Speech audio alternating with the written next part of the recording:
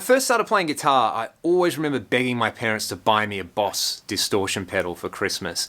And my dad, in his infinite wisdom, said, you know what, you've already got a pretty good amp, and I did at the time, with pretty good distortion in it. You don't want a distortion pedal, you want an EQ pedal. And for Christmas that year, I will never forget, I got this, the Boss EQ-200.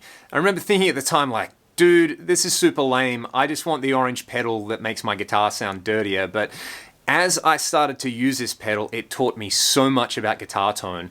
Namely, I could use it before my amp to either use it as a boost or compensate between the output between my guitars, or use it on acoustic guitar if I was doing gigs going to a PA, which years down the track came in handy. Believe me, I've used this a lot.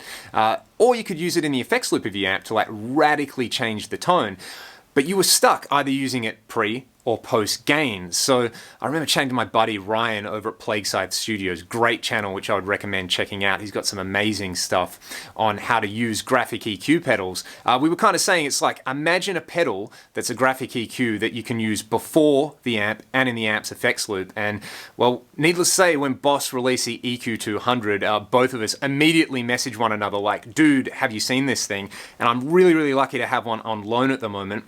I'm so excited to try this with a high gain amp and see if it will do what I think it can do. That is, as an amazing pre-boost and an amazing tone shaping device in the effects loop of my amp. First, let's take a look at the front panel and the features, and then let's hear it real quick. There is going to be an in-depth demo coming later, but this thing literally arrived an hour ago. I've unboxed it and I've shot this video for you guys. So here's a first look at the Boss EQ-200 pedal. Let's take a quick tour of the front panel. As you can see, you've got your graphic EQ sliders and a nice little graphical display which will show you how much you're boosting or cutting particular bands. You've got a channel select switch on the modes which allow that.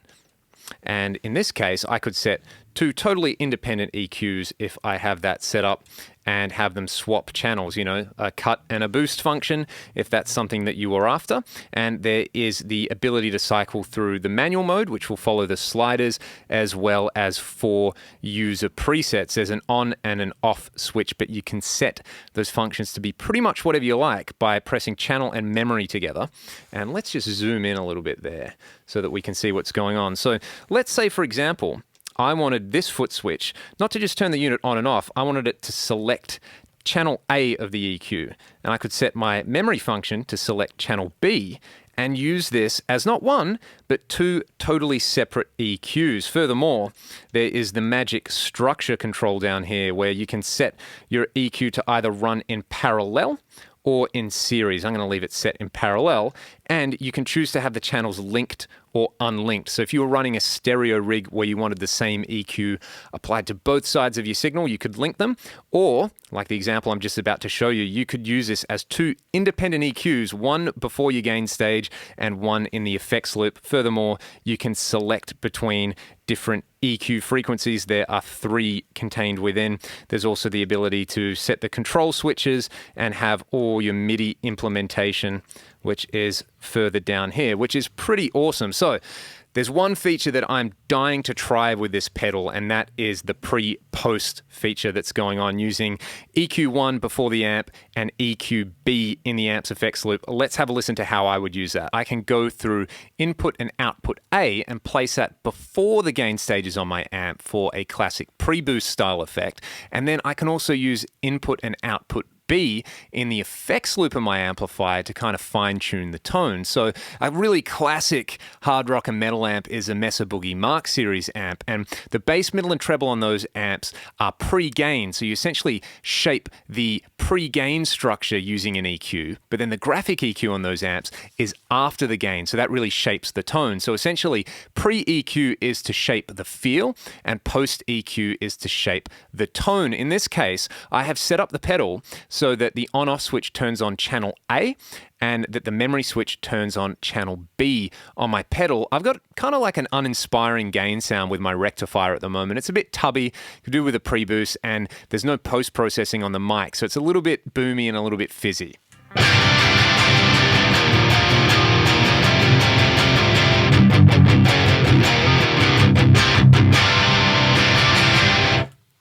So I'm on channel B at the moment. What I'm going to do is just to pull out a bit of extreme low end and a bit of extreme high end. I'll use these 2 faders here.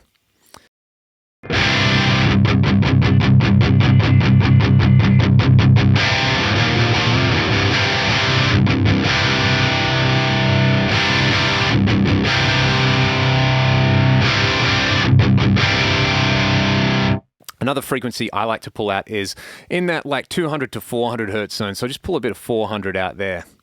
And this will just make things sound a little bit clearer.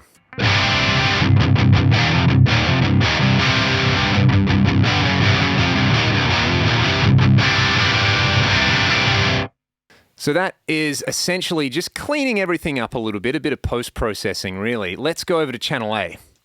Because what I'm going to do with channel A is I'm going to heavily boost the mid-range, and I'm still going to pull out some low-end and a bit of extreme high-end to smooth it out. A lot of modern high-gain amplifier design revolves around cutting low-end before gain and boosting it after the gain. So let's go ahead and do that. I will pull out quite a lot of this low-end here and give it a nice little curve like that. But then this 1.6K frequency range is where the party is absolutely at. So you can see I'm kind of building this pre-boost filter here. We'll pull a bit of this stuff out as well. Kind of emulating like a Tube Screamer or Boss Super Overdrive curve. Furthermore, I can then give it a boost using the overall level control. This is absolute Viagra for your guitar tone. Have a listen to this.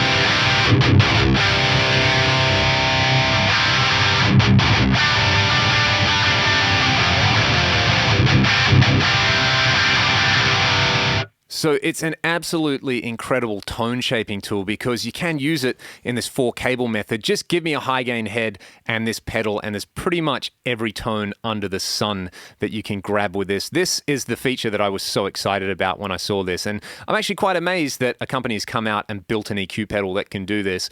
110% a winner in my opinion. Like I said at the start of the video, I am going to do an in-depth video using this on a few different sources, using it in series, using it in stereo, using it in parallel, but I just really wanted to show the power of how you can use it with a high-gain amp to shape your tone. I figure most of the people who watch this channel want to see that anyway, so that is a really quick look at this guy, the Boss EQ-200. I can almost immediately say I reckon this is the best EQ pedal I've ever tried in my life.